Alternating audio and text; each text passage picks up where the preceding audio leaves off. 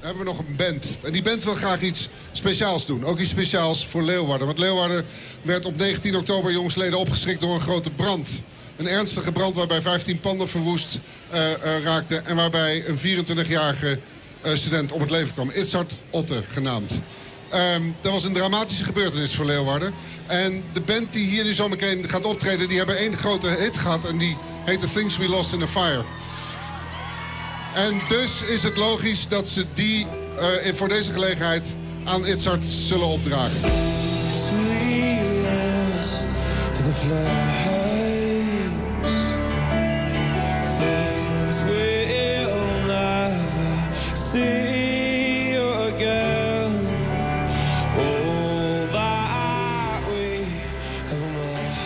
Drie jaar na de verschrikkelijke brand op de kelders in Ljouwert is er nog heel tijd een soort onduidelijk hoe de veiligheid van Wenjen in oude binnensteden. Bij het drama in Ljouwert banen 4 winkels en alve wenten aan. De 24-jarige Itzhard Otte oerlibbert de brand net. Het hier in else oude binnenstad gebeuren kan. Historische steden binnen kwetsbaar. Intussen is de nijbouw op de kelders klaar, maar de brand bloot actueel. Uit het onderzoek van de Veiligheidsinspectie in juni 2014 toch blikken dat er van alles mankeert onder de veilig geziene pan. De conclusies binnen het. Of niet. Wij constateren dit pand en ook het belendende pand overigens, wat van een andere eigenaar was, voldeed niet aan de minimale brandveiligheidsvoorschriften. Na aanleiding van deze conclusie docht de gemeente Ljouwert een stekproef naar de brandveiligers in de binnenstad. De uitkomsten worden 3 jaar na de brand bekendmaken. Uit de stekproef doch blikken dat het minst stelt is maar de brandveiligers in de stad. Van de 10 onderzochte wenten boven winkels voldoen 9 net aan de minimale eisken.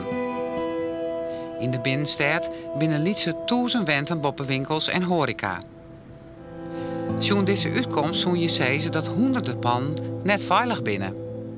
Dat zou kunnen. Dat weten we dus niet. Daarom is het dus zo van belang dat mensen zich hier zelf van bewust zijn, zelf in actie komen en niet verwachten of niet in de veronderstelling zijn dat de overheid het wel zal regelen. En het feit dat ze de overheid niet bij hen aan de deur zien, betekent dat ze daarmee in een brandveilig huis wonen. Dat is gewoon niet zo. Sylvester Adema is de architect van de nijbouw op de kelders.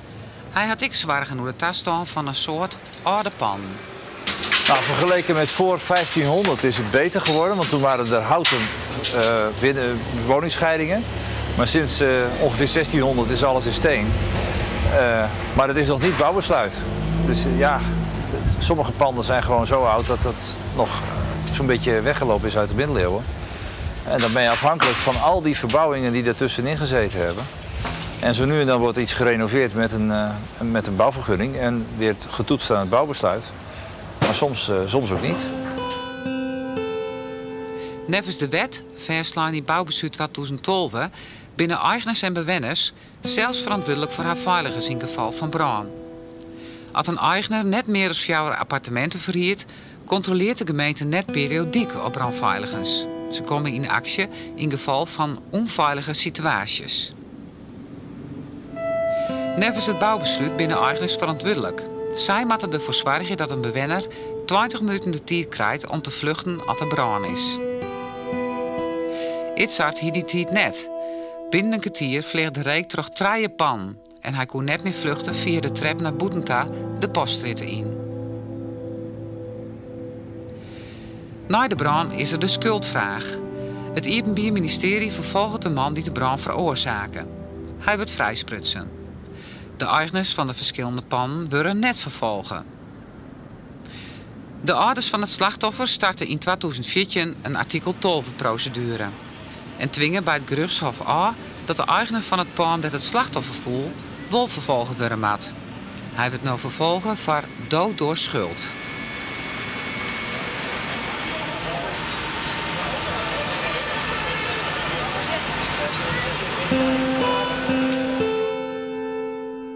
Waarom na 2014, een jaar na de brand, de houdt men van Itzhard Otte door haar verhaal. Boetenbeeld, want ze willen anoniem blijven.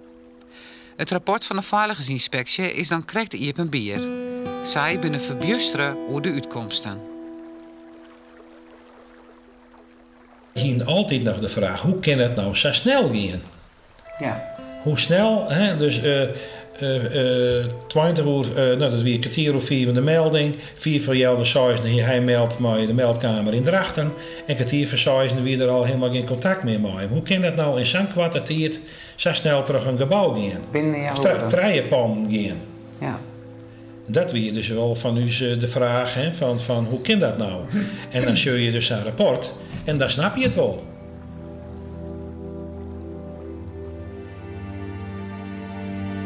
De vrijwilligers van Post Noord van de Ljouwte Brandwacht worden inzetten bij de redding. Een complexe operatie die uiteindelijk net slagen. Ik praat maar de hele ploeg over deze indrukwekkende brand die het haar nog altijd dwaande had.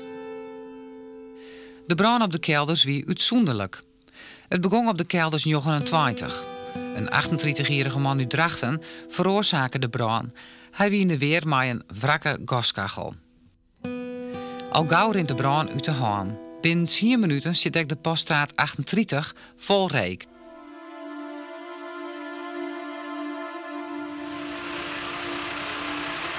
Om een idee te krijgen van de omstandigheden bij een brand, geven we maar de Mali van Ploeg Noord op oefening. Onbekend aantal personen. Het is dus warm binnen, hè? Zwarte drap langs de ramen. Oké. Dus denk om zuurstoftekort. Als we de deuren open doen, dat het niet eruit komt. Jo, dus we moeten even voorzichtig zijn dat we eromheen lopen. 1 en 2, verkennen, linksom. En ik wil 3 en 4 eerst bij aankomst bij mij houden.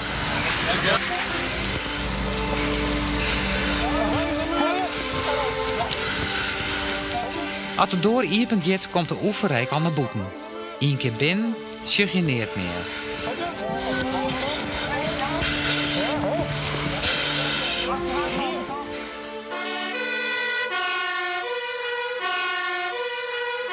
Waarom na 19 oktober 2013? De eerste wijn van de brandwacht werd inzet op bestrijding van de brand op de kelders. De ploeg van Post Noord van de Ljouwte Brandwacht, de 120, komt als tweede aan en gaat voor de redding in de Poststraat. We waren bijna ter plaatse. We reden over het bruggetje in iets daarvoor. En toen zei de alarmcentrale, er zit nu nog iemand in. En die zit aan de achterkant. Nou, daar heb ik volgens mij naar achteren geschreeuwd. Wij gaan aan de achterkant, dus die is van ons. En in dezelfde route heb ik tegen Adrie gezegd van wij gaan aan de achterkant, wij gaan op de redding. Nou, dan weet hij, ik moet gaan blussen. Zover hij dat komt natuurlijk. Maar... Ja. Nou, dat was wel even een dat was moeilijk.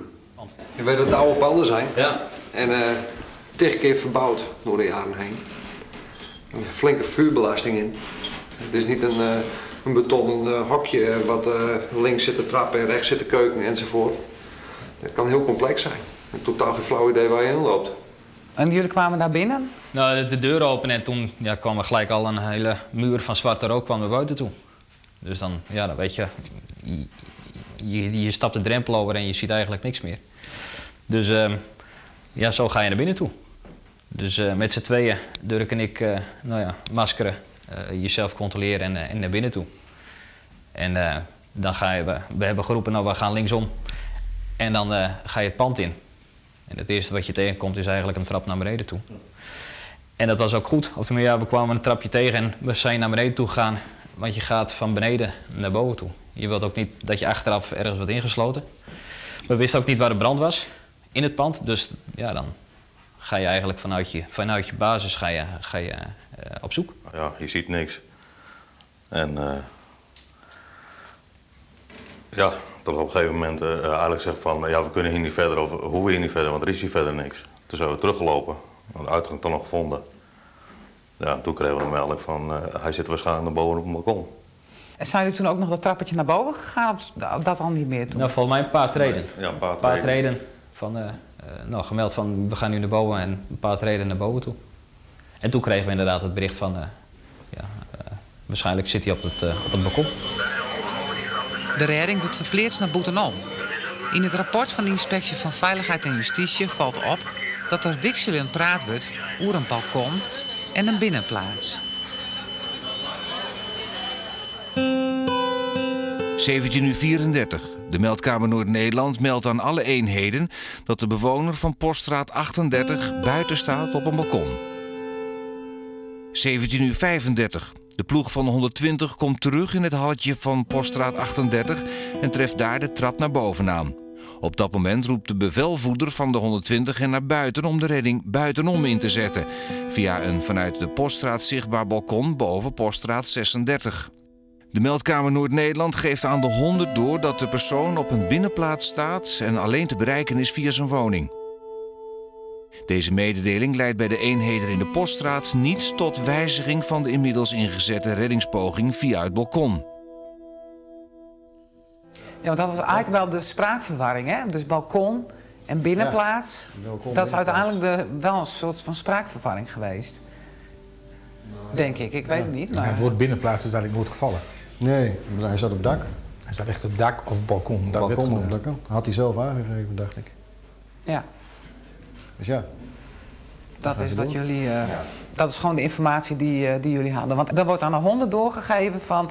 hij is alleen bereikbaar van binnenuit. Ja. Alleen dat, kennelijk is dat niet bij jullie gekomen. Nee. Opvallend genoeg toch blijken dat er op het moment dat de brandwacht Krek aankomt... al een hele duidelijke melding die wordt over het plak dat Itzhard dan is. Dit toch blijken uit telefoonbeelden die het letterlijk op het wetter komen. Op een tussenpleintje tussen de woningen in. Men moet dus door woningnummer op 38 heen om bij de persoon te komen helpen. In de hectiek van het moment ontstaat er betiezing en wordt er sprutsen over dak, balkon en binnenplaats. Maar al om 32 is deze melding dien. Op een tussenpleintje tussen de woningen in. Men moet dus door woningnummer op 38 heen om bij de persoon te komen helpen. Deze melding wordt nergens in het rapport van de Veiligheidsinspectie neemt. We vregen hierover opheldering onder de inspectie in september 2014. En nou weer op zo'n september van dit jaar. Maar ik nou is er geen antwoord op de vraag hoe het komt dat de man van Ploeg Noord naar het balkon stuurd wordt.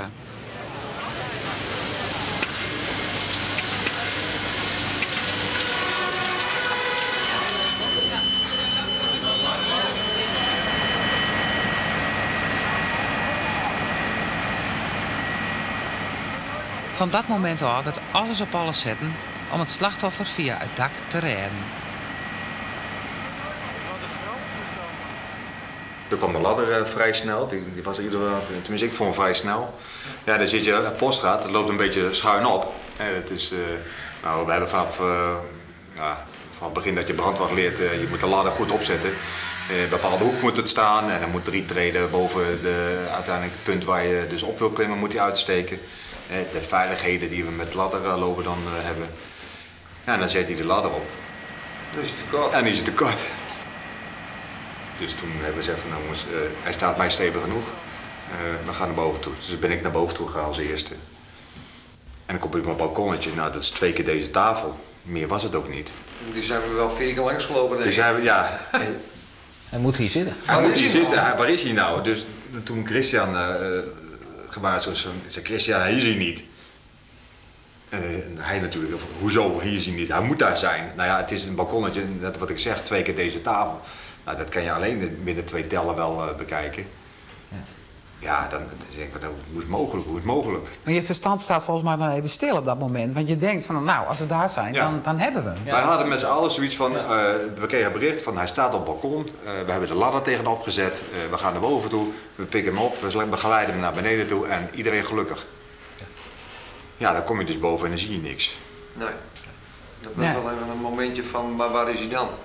Ja, dan zit je wel eens van GVD. Nee. En hij moest ook op het dak zijn, want dat kreeg ik door van de meldkamer. Ja. Dat was ook jullie moment, waar is hij nu? En toen reageerde ik een beetje, hij moet er zijn. Ja.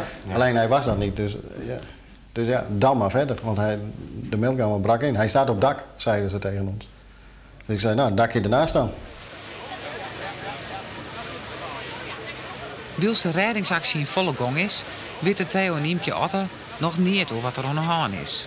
Zij hielden de dag van tevoren nog contact hadden met de band. En inderdaad, vrij jongens zijn we nog aan het appen geweest, maar dat wifi weer in het altijd zo geweldig. Nou, de sneurte jongens zoek ik nog even proberen, maar ik denk, nou ja. En toen weer de wien een keer ontvangst, denk ik, ach, nou ja, ik heb ze juist, hebben we nog contact gehad. Dus nou ja, zo'n hoorde daar wel even weg. Ik wist er net vanuit dat er wat wezen zal. Inderdaad niet. Nee. Zij het tussen komt. Ja. Het weer jong zelf hoor en ik zei ja, hij zou op een beetje betiert op een jongs hoor naar vrienden te barbecuen, dus hij weer helemaal naar thuis. Maar ja, wij wisten toen net dat die brand al om 3:45 begon weer. Dus nou ja, hij zei we moesten rekening houden met het ergste. En nou ja, goed, toen laaide de telefoon weer del en dan denk je van ja, hoort je vast aan het stukje van ja, ernstig rekening houden, maar we gaan uit tot er net iets ergs is. Circa 17:40. De ploegen van 120 arriveren op het balkon, maar treffen daar niet de bewoner aan. Ze verkennen de achterliggende woning, zonder resultaat. Een ijzeren hek belemmert hen in de route naar het dak van Poststraat 38. Een ploeg klimt over het hek en de andere ploeg haalt een slijpschijf om het hek te verwijderen. Op het dak van Poststraat 38 hangt een dichte rook die de ploegen het zicht ernstig belemmert. En toen zijn wij verder gaan zoeken eigenlijk het dak op waar we toen zaten.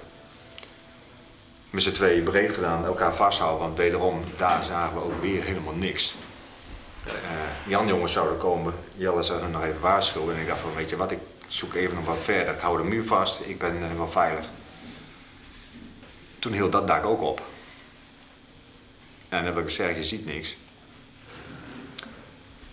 En dan maak je bijna weer een smak naar beneden toe. En er was gelukkig nog een stuk regenpijp waar ik me aan vast kon houden. Anders had ik naar beneden gelegen. Want dat was echt een stukje plat dak, zeg maar, wat in één keer dus... Ja.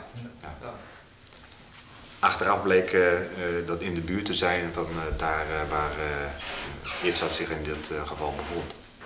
Kon we nog niet zien, nog niet horen. Ja, anders had ik naast hem gelegen.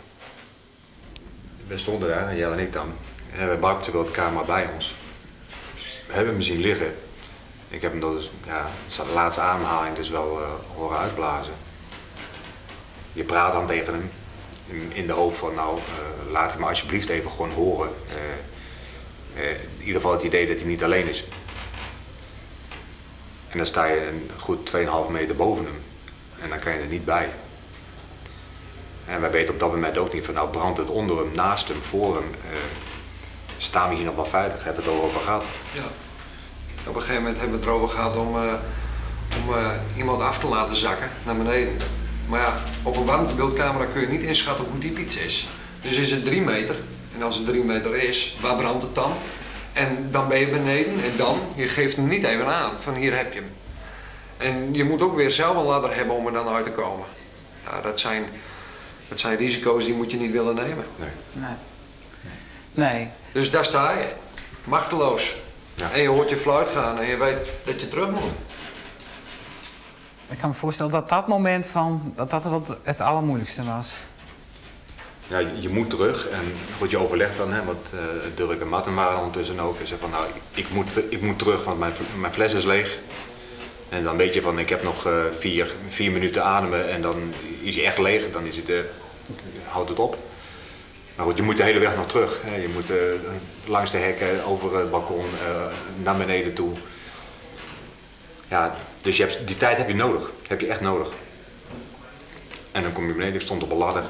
Jelle kwam, of Martin of zo, ik weet niet, kwam iemand vrij snel achter mij vandaan. En toen zei Christian van, en dan moet iedereen terug. Ja, wij hadden geen idee waarom. We dachten, nou verdomme, we zijn er bijna. We hebben hem bijna. Ik bedoel, even snel zo'n fles naar binnen toe en we gaan. Ja, niet in de gaten hebben datgene wat Christian en eigenlijk wat Jan ook gezien heeft, dat de vlammen er al uitsloegen. Ja. En dat het gewoon niet veilig is. Dat heb je dan zelf niet in de gaten, maar dan kom je beneden en je gaat het partijtje staan te vloeken. Ik denk, ja, waarom doet hij dat nou? We hebben hem toch bijna. 18:04. Als de ploegen van de 120 na enkele minuten terugkeren bij de schuifladder en weer naar boven willen gaan, breidt de brand zich ook aan de achterzijde ineens heftig in hun richting uit. Vanaf begin af aan bij de brandweer leer je al van, als je fluit gaat, dat je terug moet. En je bent op 2 meter afstand van dat slachtoffer, wat doe je dan? Dat deed je bij jezelf over na, wat doe je dan? Nou, ik ben haast geheigd om te zeggen van 90% die zegt van die laatste 2 meter die pak ik nog. En ik zelf ook. En nou kom je dus in de situatie, die laatste 2 meter die hebben we dus niet gepakt. Nee. Omdat dat gewoon niet kon. Ja, ik was als laatste toen van het dak af. Toen heb ik die andere jongens, die zag ik naar beneden. Ik zag het vuur eromheen heen krullen. Maar toen ben ik ook alleen bang geweest. Van, wat doen we hier eigenlijk? Hier zijn we wel heel ver. Als we hier met z'n allen gewoon goed vandaan komen, dan hebben we wel geluk gehad.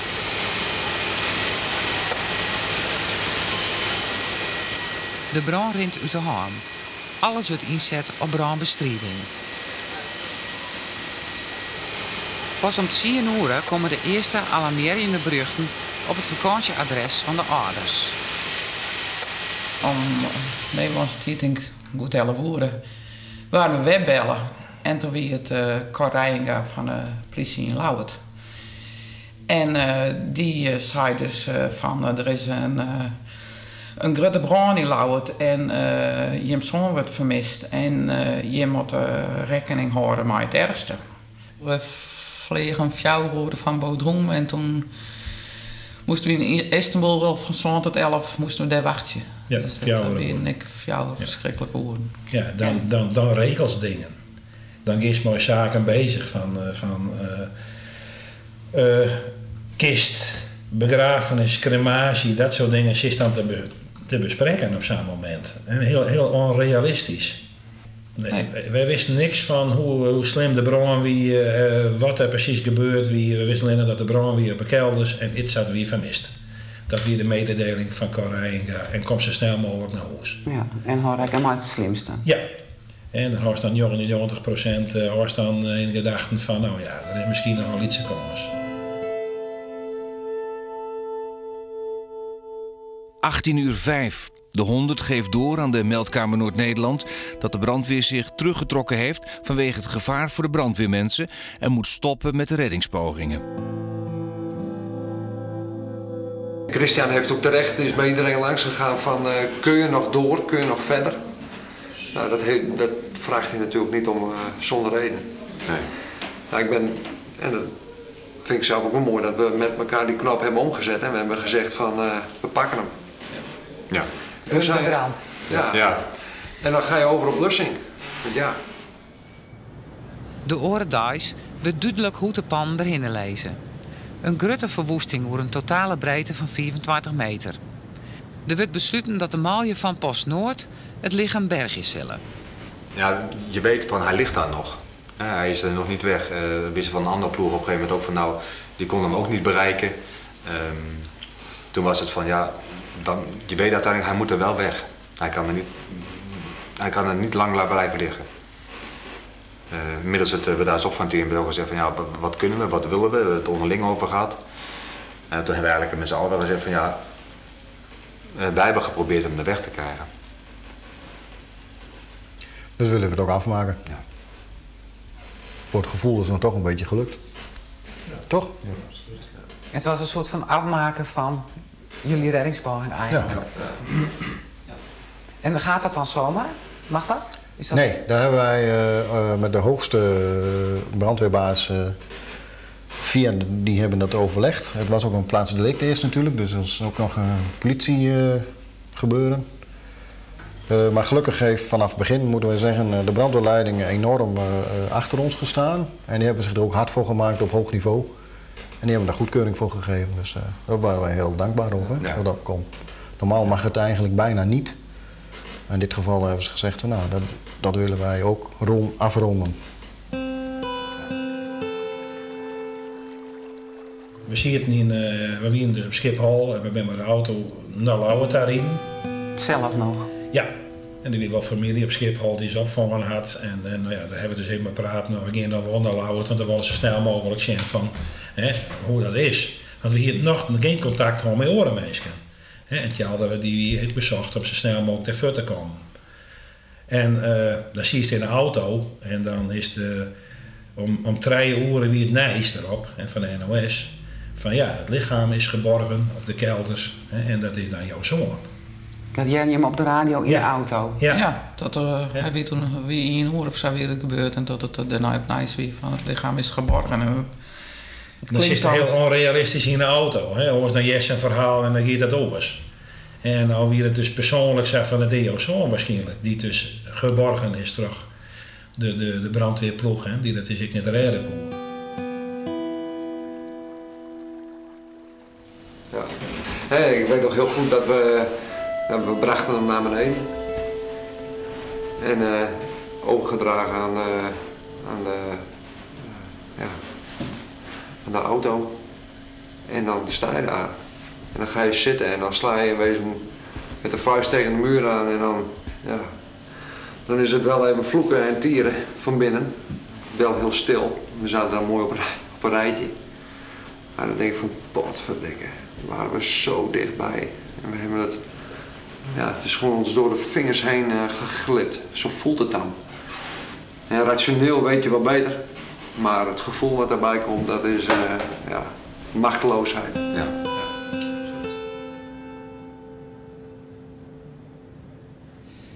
Een verhaal zonder happy end. En ik in 2016 werd er nog nagedacht over hoe om te gaan met de brandveiligers in de binnenstad. Het is dreig een beeld te krijgen, want voor veroringen in een paan binnen lang net altijd vergunningen nodig. En dat er geen grote verbouwingen binnen, hoeft de gemeente neer te controleren. Het is lastig. Eigenlijk moeten ze dan vanaf het moment dat de bouwvergunningen ingediend zijn, hun archieven door. En alle panden gaan kijken of dat netjes aangevraagd is. Maar als ik de vergunningen van de jaren 80 pak, dan staan de erfscheidingen, staan de stiplijnen van de brandweer niet eens op. Dus dat met de ogen van nu terugkijken naar vergunningen van 50 jaar geleden of 30 jaar geleden is bijna ondoenlijk. Om een beter zicht te krijgen op de brandveiligers, heeft de gemeente dus een stekproef dienen. Maar het zien wenten van de in totaal honderden in de binnenstad. Jou dat een goed inzicht in de brandveiligers? Nou, ik denk het niet, als ik heel eerlijk ben. Dat geeft misschien wel een beetje tastbare problemen aan.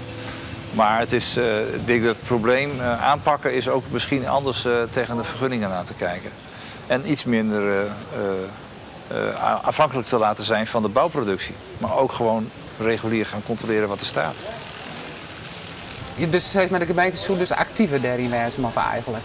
Ja, maar de gemeente hoeft niet. Hè. Dus, ze zijn afhankelijk van Rijksbeleid en het Rijksbeleid is daar niet op gemaakt nog. Dus je kunt reageren op de brand in Volendam en op deze brand om onze regelgeving ter discussie te stellen. Het kalfdemp als de putdemp als de kalf verdronken is, dat is wat we doen.